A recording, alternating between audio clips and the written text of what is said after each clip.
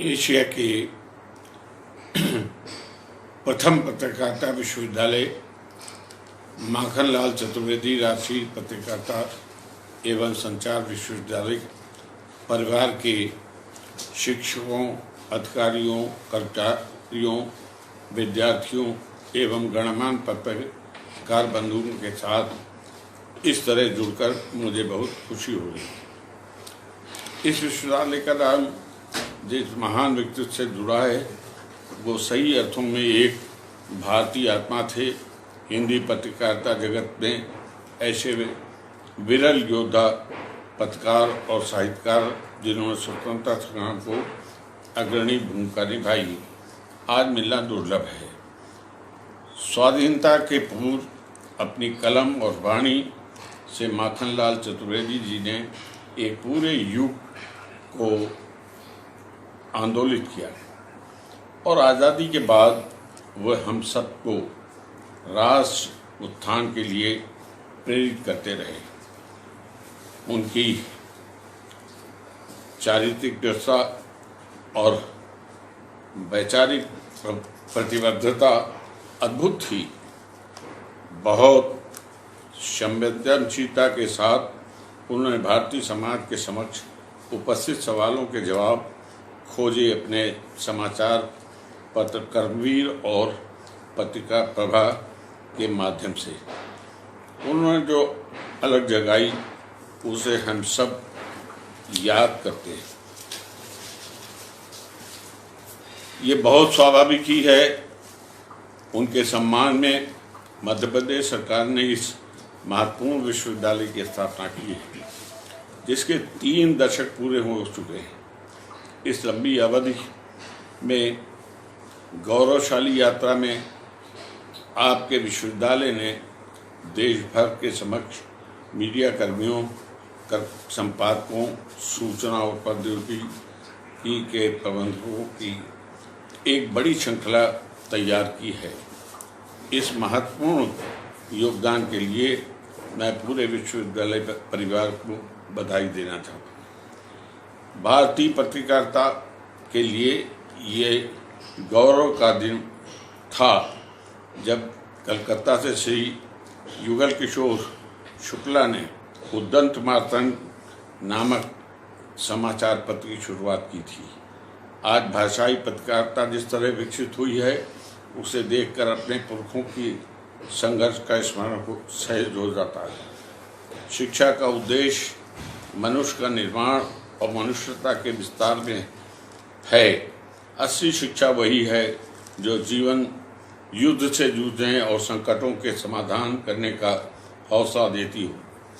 पत्रकारिता भी लगभग इसी तरह की का कर्म है। एक पत्रकार अपने समय के प्रश्नों से जूझता है, उनसे टकराता है, उनसे ठोस और प्रासंगिक जवाब खोद कर लाता है।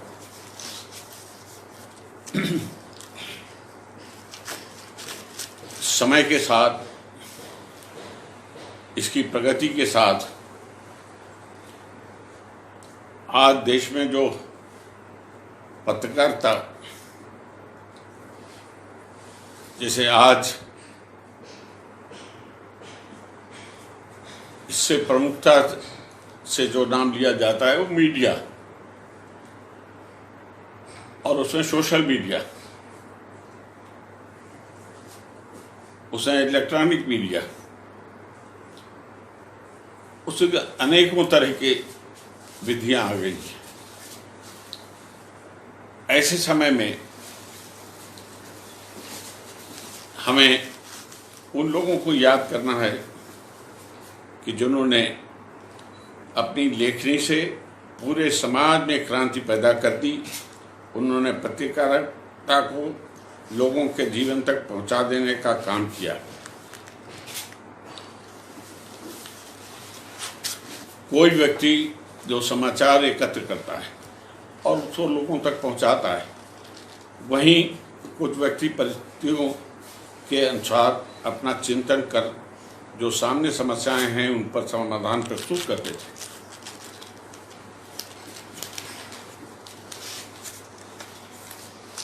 उनमें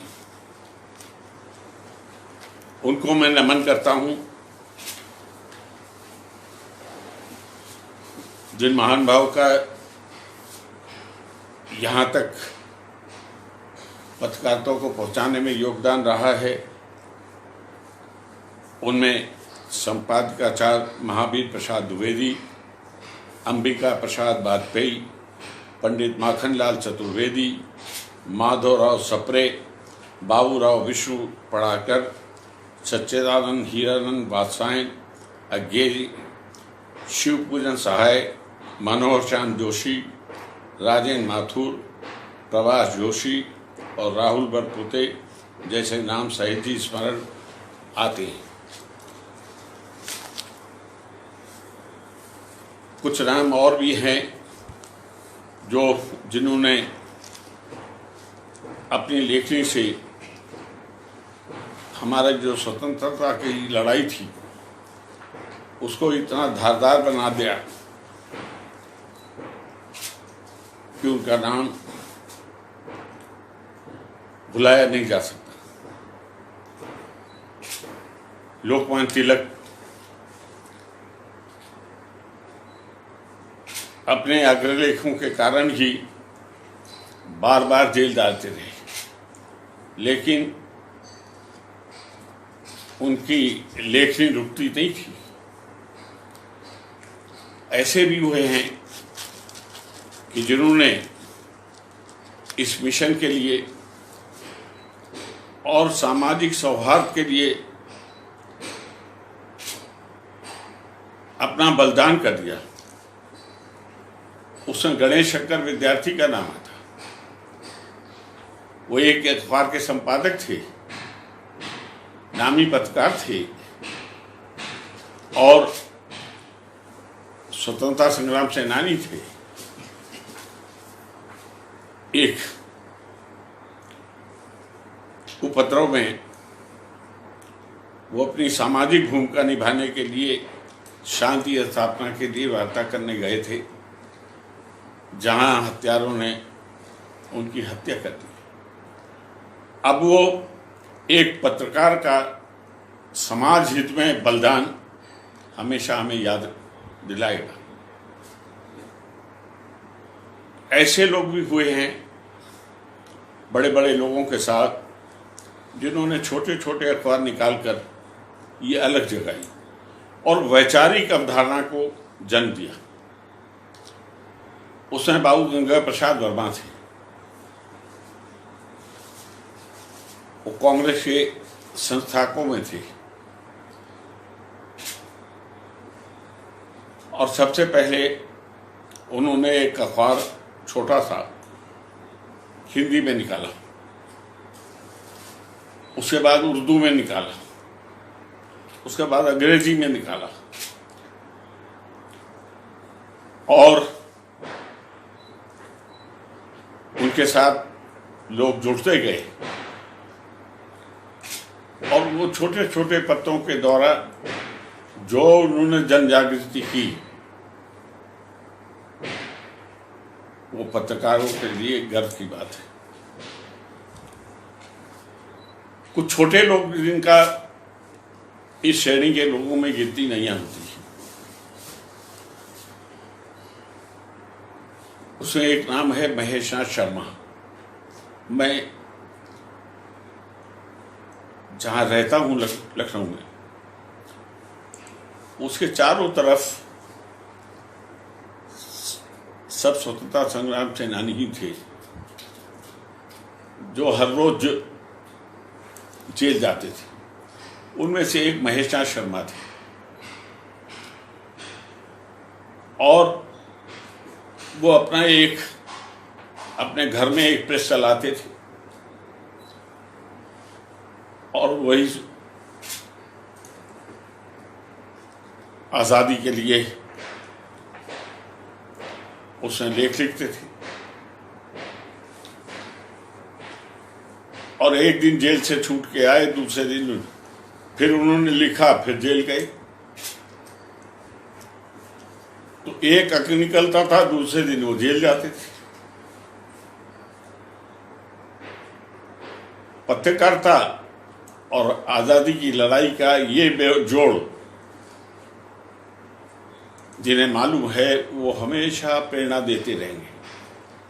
महेश शर्मा का नाम स्वतंत्रता संग्राम सेनानी तो वो आजीवन रहे, पूरी जिंदगी जेल में कट गई, लेकिन ये हम कम लोग जानते हैं कि वो एक ऐसे पत्रकार भी थे कि जिन्हें अपनी लेखनी के कारण ही बार बार जेल जाना पड़ा। ऐसे कई छोटे छोटे पत्रकार भी रहे हैं।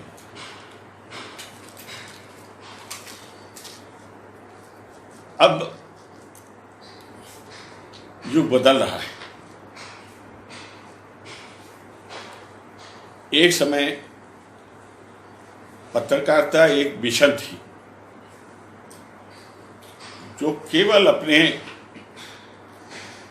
कोई आर्थिक लाभ के लिए नहीं, कोई नाम और शोहरत के लिए नहीं, बल्कि अपने भावनाओं को लोगों को तक पहुंचाना। और वो भावनाएं स्वाभाविक हैं कि वो समाज की विकृतियों और देश की गुलामी के खिलाफ जो आक्रोश था उसी अभिव्यक्ति, और वो एक मिशनरी की तरह काम उन्होंने किया। बड़े बड़े नाम है मेरे पास, तो मेरा संबंध ऐसे बहुत से लोगों से रहा है, बड़े बड़े जिन्होंने फक्कड़ी में जिंदगी बिता दी और अपनी कलम से समझौता नहीं किया।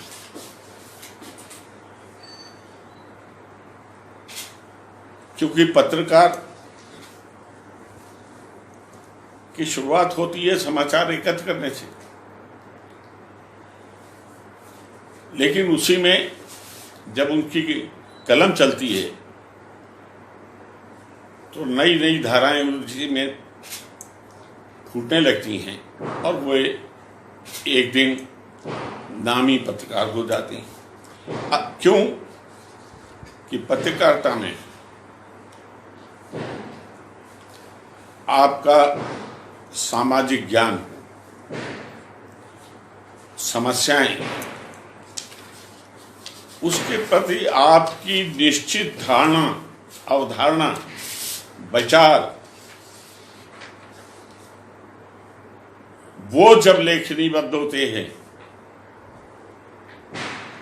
तो एक ज्वाला बन जाते हैं। ऐसे पत्रकार थे जिन्होंने वास्तव में समाज में क्रांति की।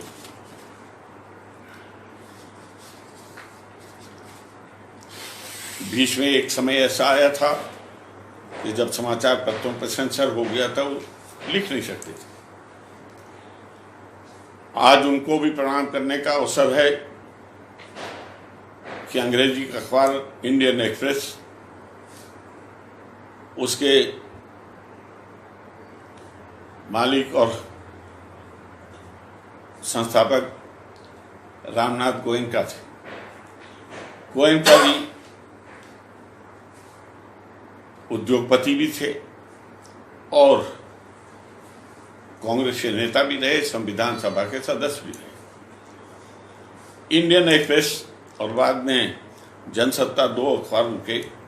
इंडियन एक्सप्रेस बड़ा नामी था अपने समय में, अभी भी है उस तरह, लेकिन अब वो इमरजेंसी में किसी को लिखने की हिम्मत नहीं थी, लेकिन रामनाथ गोयनका ने कभी जिंदगी में सत्ता से समझौता नहीं किया। उनके मित्र समझाते थे कि आपको इतना, आप ही क्यों अपने अग्रलेख लिखते हैं, आप ही क्यों ऐसी खबरें छापते हैं जो सेंसर के नियमों के विरुद्ध हैं और आज की परिस्थिति के अनुसार कोई लिखने की हिम्मत नहीं कर रहा है। इसका परिणाम आपको भुगतना पड़ेगा। उन्होंने जवाब दिया कि हमारे पूर्वज आए थे तो हाथ में एक लोटा था, क्या उससे भी नीचे जाना पड़ेगा? ये गौरवपूर्ण बात पत्रकारों को हमेशा याद रखना चाहिए। मैं अपने जीवन की एक घटना बताता हूं। आपने प्रभाष जोशी जी का इसमें उल्लेख किया है। प्रभाष जोशी जी अटल जी के बाद जब मैं लखनऊ से चुनाव लड़ा, उस समय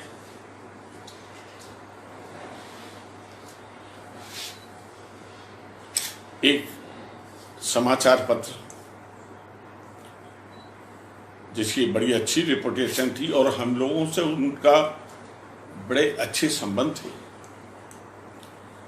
लेकिन जो हमारे खिलाफ प्रत्याशी लड़ रहा था वो बहुत धनवान था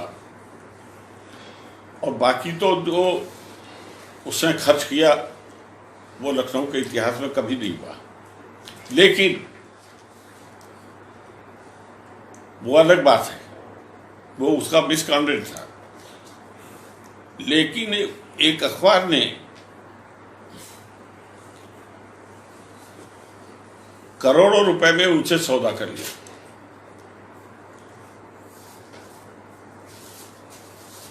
विज्ञापन में कोई खर्च करे आपत्ति नहीं, पेड न्यूज भी होती है तो उसमें भी कहीं ना कहीं वो संदेश मिल जाता है कि ये पेड न्यूज है। वो जैसे समाचार है ऐसे पूरा पन्ना भरा निकलता था और जिसमें कोई भी तर्क नहीं था कि जिसमें ये कहा जा सकता हो कि मैं कहीं चुनाव में 10वें स्थान पे भी हूं।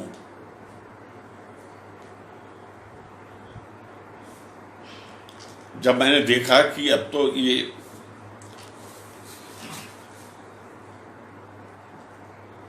तो फिर मैं उसके चुनाव छोड़ के मैंने कहा कि मेरा चुनाव, बड़ी सभा में मैंने कह दिया कि मेरा चुनाव अब किसी व्यक्ति से नहीं है, मेरा एक अखबार से है और कल से मैं उसी के खिलाफ करूंगा कि उसका सार्वजनिक दहन हो और उसका प्रभाव ये हुआ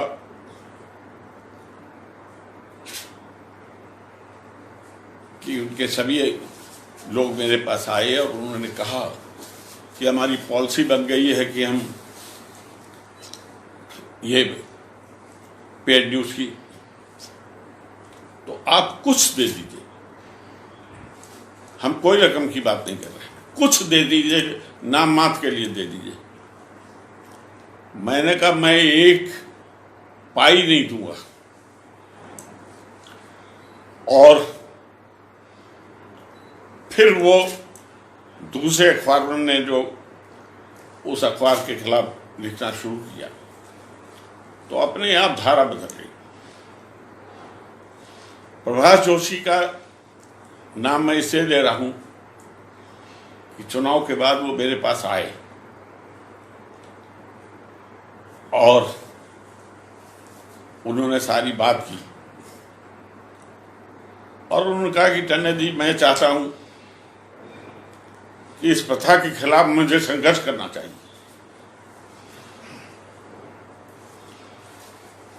इस प्रथा के खिलाफ मुझे संघर्ष करना चाहिए।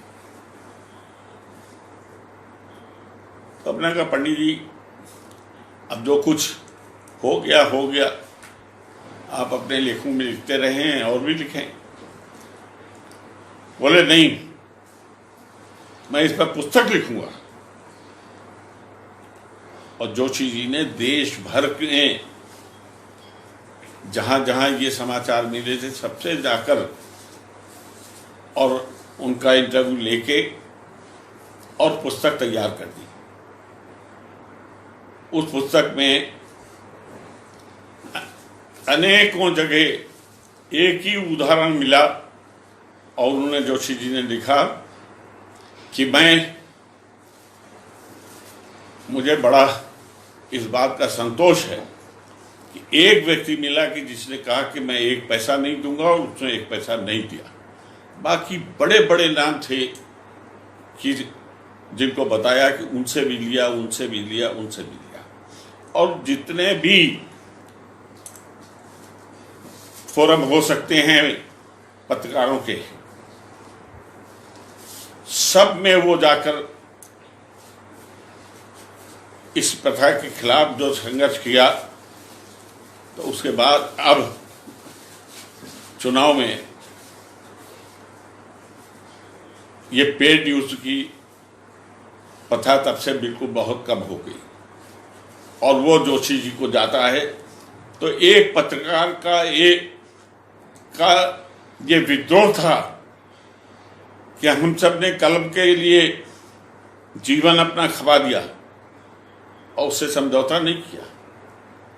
और अगर अखबार ये करने लगेंगे तो क्या होगा?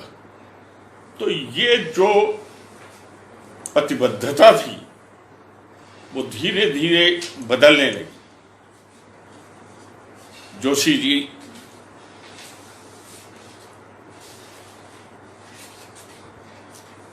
मुझसे चाहते थे कि मैं कुछ उस पर और लिखवाऊं, लेकिन उन्होंने कहा क्षमा करिए, वो पुस्तक है मेरे पास। लेकिन उन्होंने तो आज वो घटना तो हुई, वो अलग बात है, लेकिन एक पत्रकार का ये संकल्प कि इस प्रथा को मैं मिटा के रहूंगा, अब उन्हें प्रणाम करने की तो इच्छा होगी, उनसे प्रेरणा ले कितनों को मिलती होगी जो स्वच्छ पत्रकारिता के लक्ष्य को पाना चाहते हैं। तो मित्रों, आज जो स्थिति है उसमें बहुत कम ऐसे लोग उभर रहे हैं कि जिनकी बौद्धिक क्षमता, जिनका आत्मबल, जिनकी प्रतिबद्धता और सामाजिक उद्देश्य के लिए संघर्ष करने का साहस दिखता हो, और वो भी निष्पक्ष।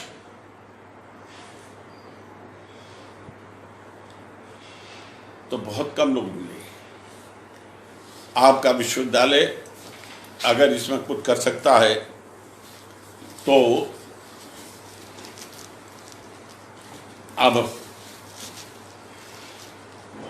मेरा तो बहुत बड़े बड़े ऐसे जो श्रद्धा के पात्र हैं, ऐसे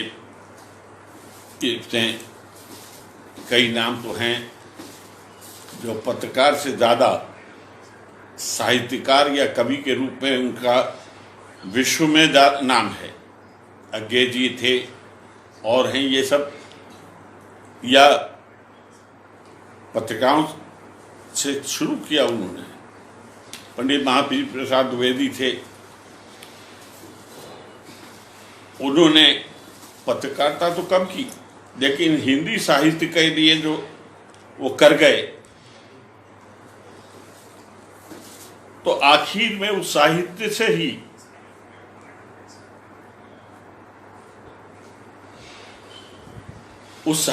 ही जो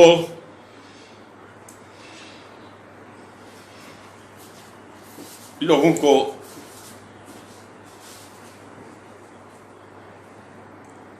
ज्ञान मिल रहा है,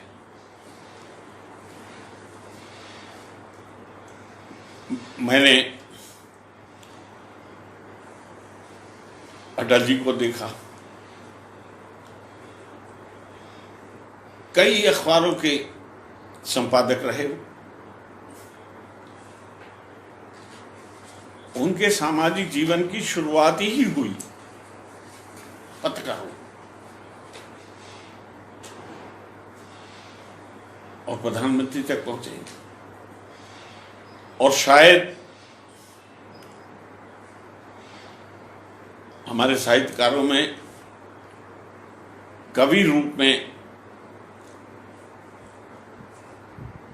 वो एकमात्र ऐसे कवि थे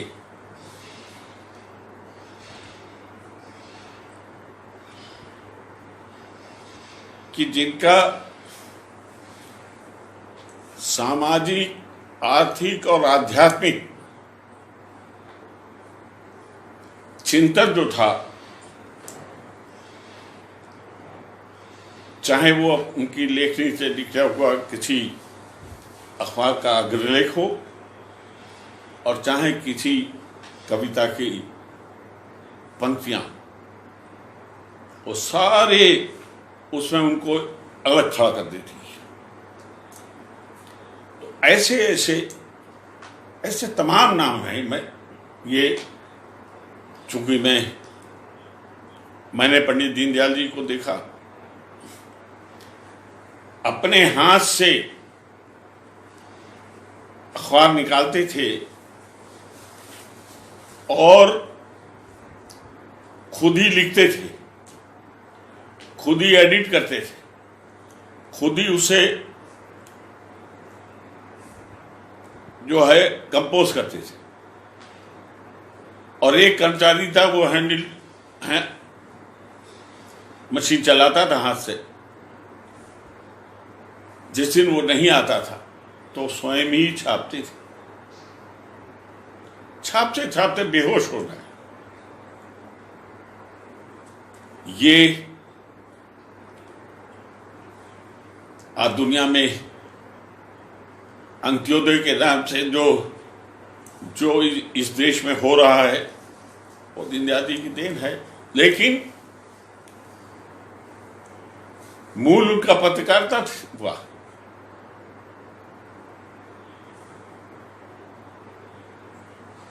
इस तरह के बड़े बड़े नाम हैं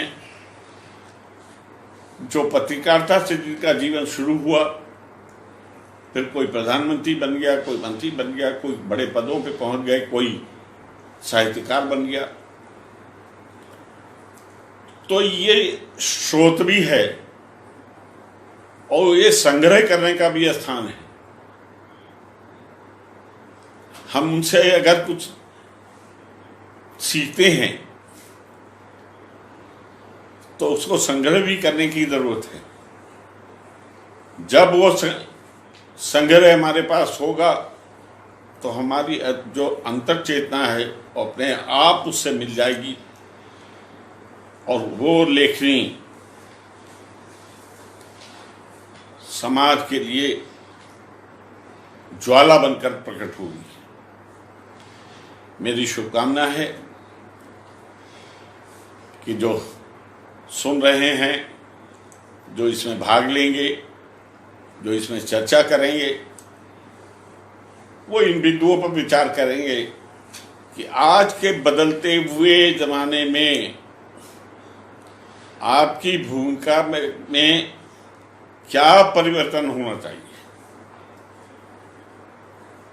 क्या ये जो स्वनाम धन में इतने बड़े बड़े नाम हैं जो जुड़े हुए हैं पत्रकारिता से,